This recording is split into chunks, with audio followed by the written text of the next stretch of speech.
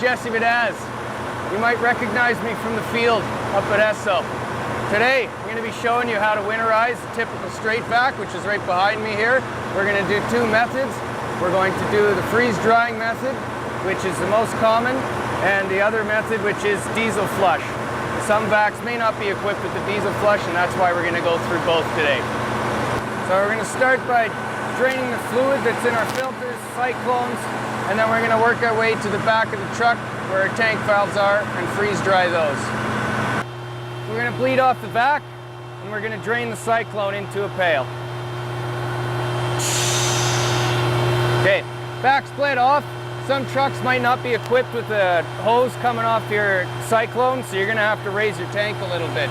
So we're just going to look for the hoist lever.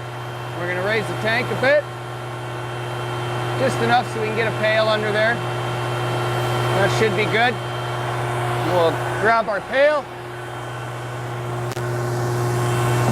put it in place, and like some of my fellow co-workers, you may not be tall enough to reach it from the ground, so you may have to use a two-step or a step provided on the unit.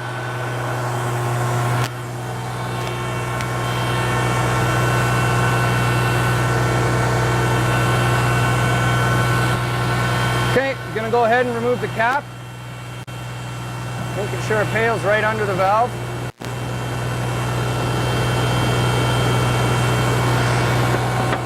And then we're just going to slowly open the quarter-turn valve into the pail. You might have to do this once or twice depending on what you've done throughout the day.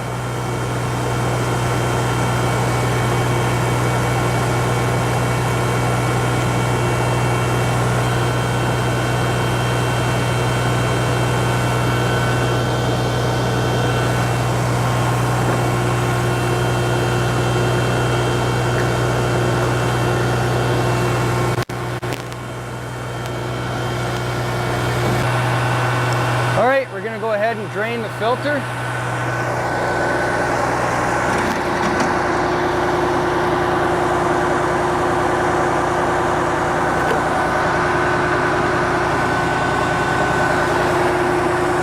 Okay, the filter was empty. This should be done every day regardless of winter or not. Move on to the silencer.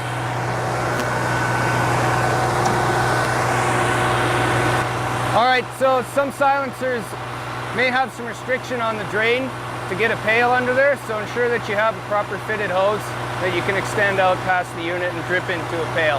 Typically you're going to have a silencer on both sides of your system, so just ensure that you drain both of them. So as we've gone through all our valves, we've collected fluid inside of our pail.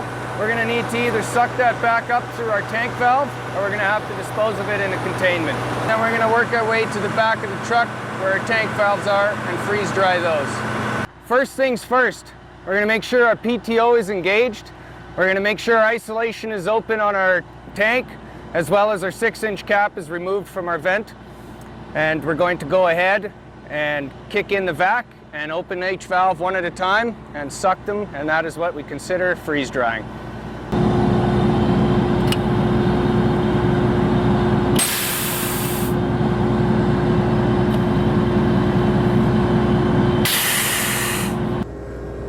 Alright, so we've got our vac engaged. We're going to remove the cap on the 2-foot riser, ensuring that we've got a pail to catch any residual fluid that's caught in the piping here. Okay, we've got our vac running. I've removed the cap and caught any drippings that came out of the piping. I'm going to go ahead and open the valve for the 2-foot riser. So I'm just going to walk over to the side here where the valve controls are. Alright, each vac will have an indication as to what valve needs to be opened. We're going to go ahead and open the left valve and suck back.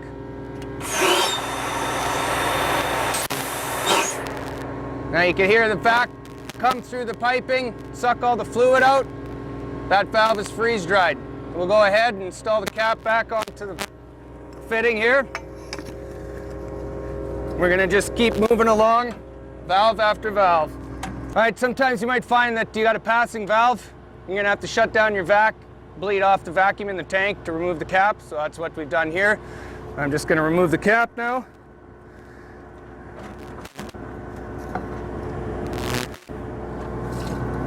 Ensuring we got all the drips out of there. We'll just leave the pail there. I'm just gonna go to the side of the truck here and open the center valve.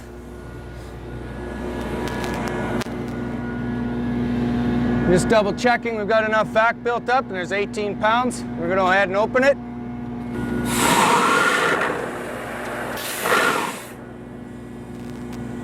All right, so we've removed the third cap here.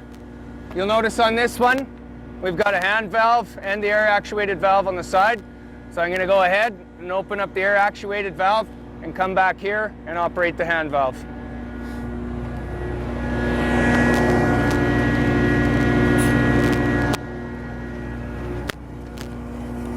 On some of the vacs, you're gonna have an indicator on the valve depending on the valve style. This one we can tell is open. We're gonna go ahead and open up our hand valve. And you can do this more than once too if you're unsure if you've got all the fluid out of there or not.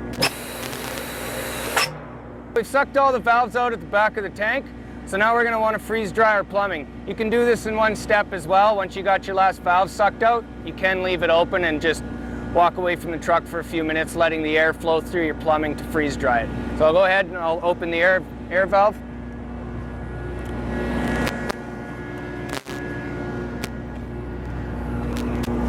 Then we're going to come back and we're going to open up the hand valve.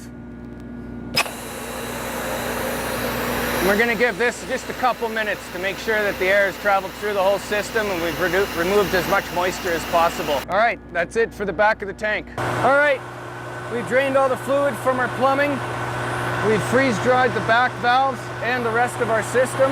The last step is a little shot of diesel from a diesel flush. This truck happens to be equipped with a diesel flush that's tied right into your main tanks. Some come with a separate little tank. Just make sure that one's full of diesel before you start. So what we're gonna do, we're gonna put our system into vacuum. We're gonna engage our high bond. We're just gonna build up enough vac to shoot this diesel through the system. We're gonna open the valve just long enough to get diesel into the system, not enough to saturate the whole system where we've got fluid actually coming out of our vent. Open it fully.